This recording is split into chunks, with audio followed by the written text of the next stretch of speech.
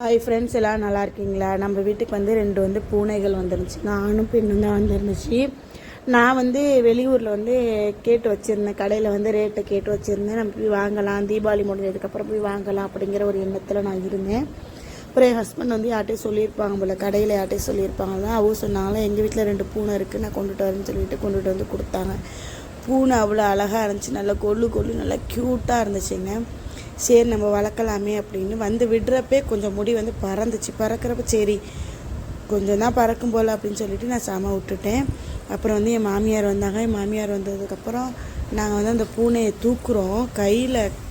கையில் நம்ம ட்ரெஸ்ஸில் எல்லா இதுலேயுமே முடிங்க, ஏகப்பட்ட முடி.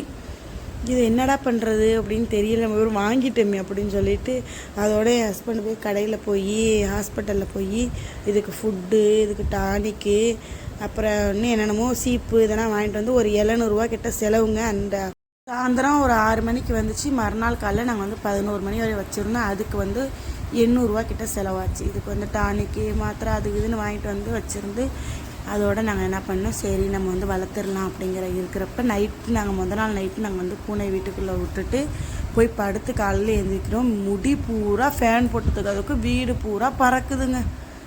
எல்லா இடமும் பறந்து கிடக்கு முடி. ஐயோ இது என்னடா பண்ணுறதுன்னு தெரியலையே அப்படின்னு சொல்லிட்டு நம்ம ஏன் இது தெரியாதனமாக வாங்கிட்டோமே, இது என்ன செய்யறதுன்னு தெரியலன்னு என் ஹஸ்பண்ட் ஒரே திட்டு, உனக்கு பிள்ளையே வச்சுருக்க, நீ எதுக்குமா அதை வாங்கின போகணுன்னு சொல்லி அவ்வளோ திட்டுனாங்க. சரிம்மா நம்ம பார்ப்போம், இல்லாட்டி நம்மளால் முடியலைன்னா அவங்கள்ட்டே கொடுத்துருவோம் அப்படின்னு சொல்லிட்டு நாங்கள் வச்சுருந்தேன். அப்புறம் என் இந்த பூனையை கொடுக்கறதுக்கு எங்களுக்கு இஷ்டமே இல்லாமல் இருந்துச்சு. அதனால என் மாமியார் சொன்னால் நம்ம குளிக்க வச்சு பார்க்கலாம் அப்படின்னு சொல்லிட்டு அவங்க குளிக்க வச்சாங்க. குளிக்க வச்சு நல்லா தொடச்சி கிடச்சி எல்லாம் ரெடி பண்ணி வச்சுருந்தாங்க. அப்பயுமே அந்த முடி கொட்டுச்சு. அப்புறம் இதுக்கு சத்து டானிக்கு எல்லாமே வாங்கிட்டு கொடுத்தோம். அந்த சத்து டானிக் கொடுக்கல போல, எதுவுமே கொடுக்கல போல.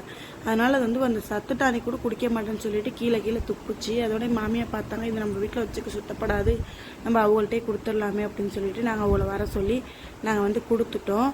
நீங்கள் பூனை வளர்க்குற மாதிரி இருந்துச்சு அப்படின்னா நீங்கள் குட்டியிலேருந்து வாங்கி வளங்க. ஏன்னா குட்டியிலேருந்து நம்ம வாங்கினாதான் அதுக்கு என்ன பராமரிப்புன்னு நம்மளுக்கு தெரியும்.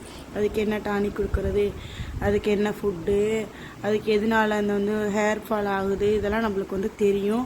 இதை நம்மளுக்கு தெரிஞ்சுக்கிட்டு நம்ம அந்த பூனையை வளர்க்குறது ரொம்பவே நல்லது. பெருசாக வாங்கி வளர்த்தோம்னா ரொம்பவே சிரமங்க. அவங்க மற்றவங்கள்ட்ட வாங்கினோம்னா இதுக்கு என்ன ஊசி போட்டாங்கன்னு தெரியல, அவங்கள்ட்ட கேட்டோம்னா இது என்னன்னு தெரியல, அது என்னன்னு தெரியலன்னா நம்ம எதையுமே போட முடியாமல் நம்ம இப்படியே வச்சுருந்தோம்னா நம்ம குழந்தையெல்லாம் இருக்கிறதுனால அந்த பிள்ளைகளுக்கு இன்ஃபெக்ஷன் ஆயிரும்.